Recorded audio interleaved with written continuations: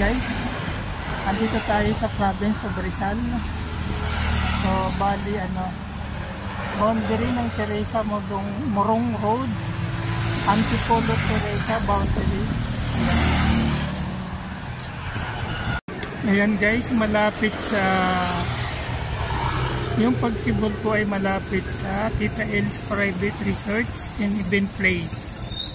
And then ganun din sa Alphamart, Pinoy Chibug. Ayan.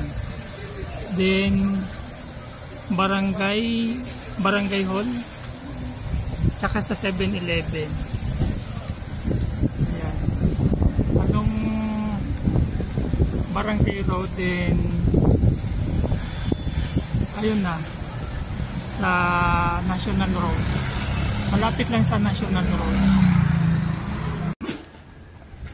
Yan guys, andito na tayo sa Pagsibol, Teresa Rizal. Yan, 4RF po na po yung bahay dito. Ayan, ang bilis nilang mag-construct. And then, malapit lang siya sa Barangay Road. Walking distance guys sa Barangay Road. Ayan guys, yung Pagsibol, Teresa Rizal.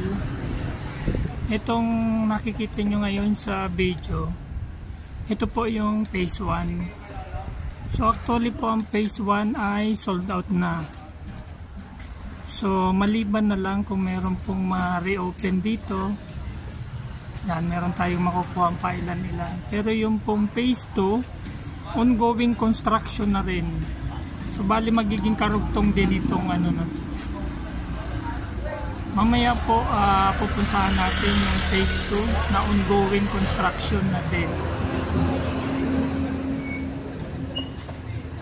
So kung pong nagbabalak na kumuha dito, bilisan nyo lang at na makompleto ang mga requirements para makakuha po tayo ng slot, kasi sayang, napakaganda ng lugar, malamig na lugar, malapit sa Maynila, Pasig, Antipolo, Marikina, Quezon City. Ayan guys, by month of April daw po ay matuturn over na ito sa mga sa mga nagkuha